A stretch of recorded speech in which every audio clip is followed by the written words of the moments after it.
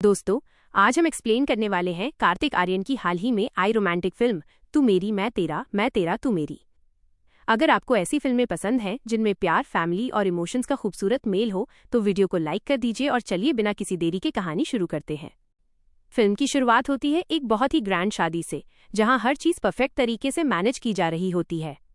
इस शादी को संभाल रही होती है पिंकी नाम की एक लेडी, जो एक बहुत बड़ी वेडिंग प्लानर है। हमें बताया जाता है कि पिंकी की कंपनी दुनिया की टॉप 10 वेडिंग कंपनियों में शामिल है और पैसों की उसे कोई कमी नहीं है। तभी वहां एंट्री होती है उसके बेटे रेहान की। रेहान और उसकी मां मिलकर इस बिजनेस को संभालते हैं और दोनों के बीच एक स्ट्रॉन्ग बॉन्ड देखने को मिलता है। शादी खत्म होने के बाद पिंकी रेहान को बताती है कि वो अब अमेरिका में अपना घर खरीदने वाली है। ये सुनकर रेहान बहुत खुश हो जाता है क्योंकि उसका सपना था यूएसए में सेटल होना। इसी बीच रेहान बताता है कि वह क्रोएशिया वेकेशन पर जा रहा है। एयरपोर्ट पर उसकी मुलाकात होती है रूमी से, जो एक शांत, सुलझी हुई और कम बोलने वाली लड़की है। रूमी पेशे से एक लेखिका होती है। वो एक बुक शेल्फ पर अपनी किताब सजा रही होती है और रेहान उसकी मदद करता है। फ्लर्ट करते करते रेहान वही किताब खरीद लेता है और बाद में उसे पता चलता है कि ये किताब रूमी ने खुद लिखी है, जिसका नाम है लव इन एग्रा। किस्मत से दोनों की फ्लाइट भी क्रोएशिया की ही होती है और सीट भी साथ साथ मिलती है। रेहान बहुत बातूनी होता है जबकि रूमी चुपचाप रहती है। बातचीत के दौरान रेहान मजाक में उसकी किताब को बोरिंग कह देता है, जिससे रूमी नाराज होकर सो जाती है। लेकिन सच्चाई ये होती है कि रेहान पूरी फ्लाइट में वही किताब पढ़ लेता है और उसे वो किताब बहुत पसंद आती है। क्रोएशिया पहुंचने के बाद एक बड़ा शॉक मिलता है जब रूमी को पता चलता है कि होटल में उसका और रेहान का कमरा एक ही है। वो कमरा बदलने की बहुत कोशिश करती है, लेकिन होटल फुल होने की वजह से कोई ऑप्शन नहीं मिलता।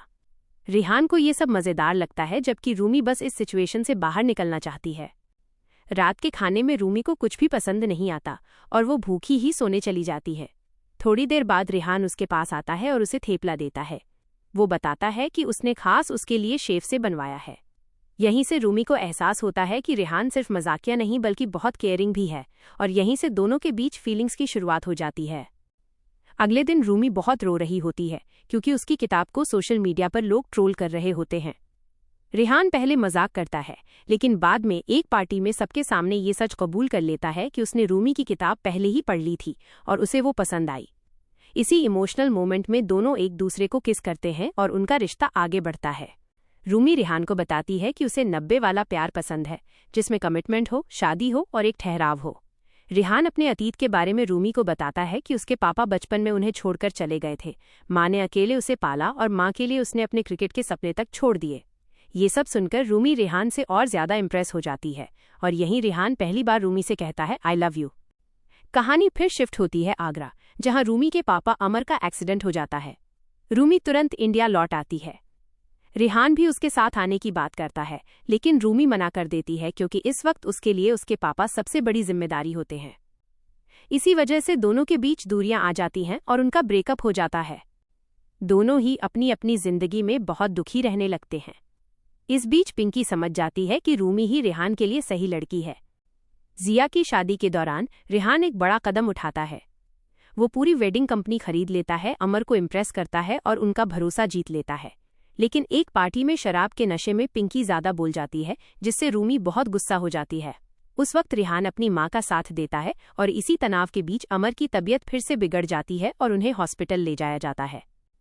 हॉस्पिटल में अमर को होश आता है और रेहान उनसे कहता है कि उन्हें उनसे मिलकर पहली बार पिता का प्यार महसूस हुआ। ये सुनकर पिंकी का दिल बदल जाता है और वो फैसला लेती है कि अब वे अमेरिका नहीं बल्कि इंडिया में ही सेटल होंगे। फिल्म के आखिर में रूमी अपनी नई किताब लॉन्च कर रही होती है। उसी इवेंट में रेहान आता है और सबके सामने रूमी को प्रपोज करता है। रूमी खुशी खुशी यस कह देती है। पिंकी और अमर दोनों बहुत खुश होते हैं और इसी खूबसूरत मोमेंट के साथ फिल्म खत्म हो जाती है। दोस्तों, आपको ये मूवी कैसी लगी कमेंट में ज़रूर बताइए और ये भी बताइए कि अगली कौन सी मूवी का एक्सप्लेन चाहिए। सिनेमा विट को सब्सक्राइब करना मत भूलिए।